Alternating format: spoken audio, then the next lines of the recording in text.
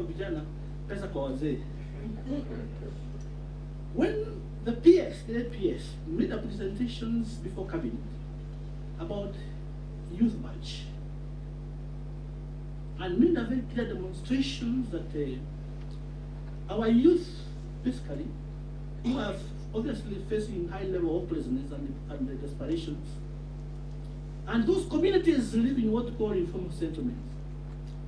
A time had come that people did not, they had very limited choices in life. And the PS was able to demonstrate that the government did not respond in a very responsive way.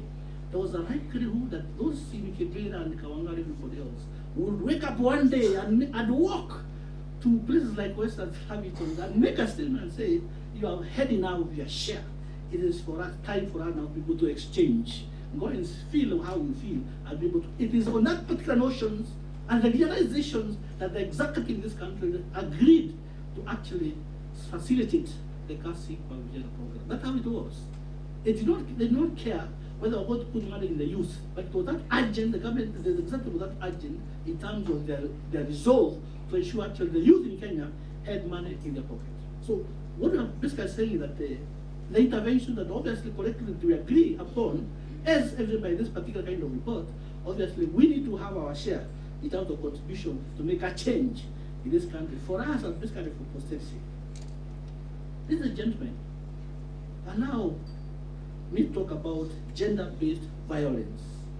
And as the report was being presented, I was asking myself, if I suffer sexual violence in my life, just thank you.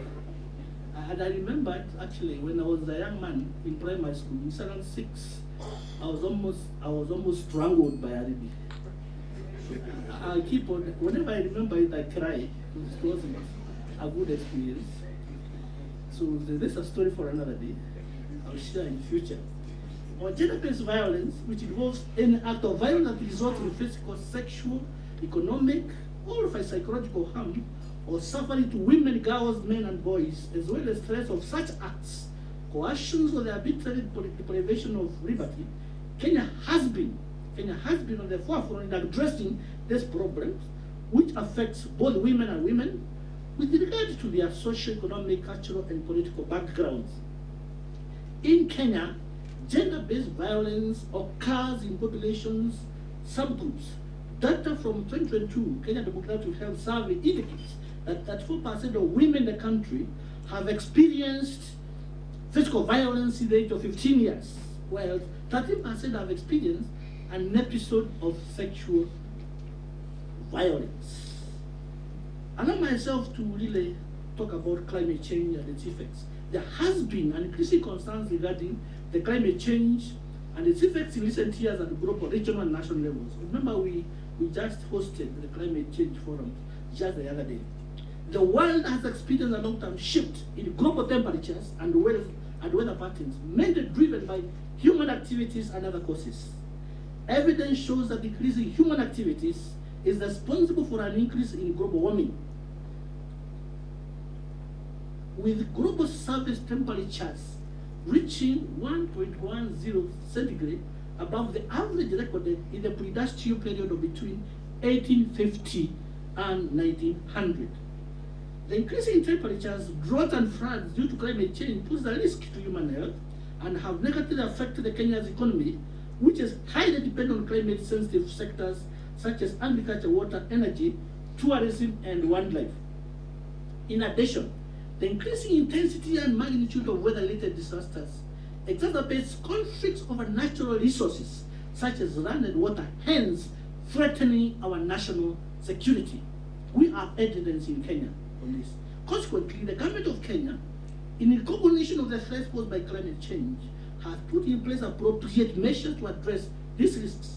Some of these measures include the development of implementation of the National Climate Change Response Strategy in 2010, National Climate Change Action Plan in 2013, and a revised one in 2018 to cover 2018-2022. It also enacted the Climate Change Act and the Kenya National Adaptation Plan to guide the implementation, to guide the mainstream of adaptation and mitigation actions into sector functions of the national and the county government. Kenya was privileged Kenya was privileged to host the African Climate Summit in Nairobi from the 4th to 8th of November. In this summit, proposals were made on new financing architecture responsive to African needs, including debt restructuring and relief, and the development of a new global finance charter through the United Nations General Assembly and the COP process by 2025. The ongoing negotiations with the gentlemen is likely to enhance our mitigation and adaptation measures to climate change and its effects in order to spur national development and improvement of the quality of life of our citizens. In conclusion, ladies and gentlemen,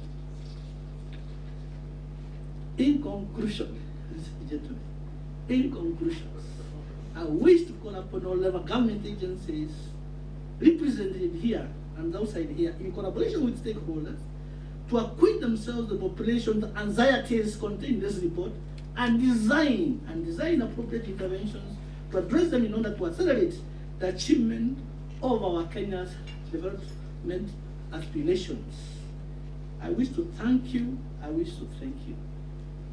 I now, because I know we will be able to do this, officially launch the 2023 Kenya and one set of population reports.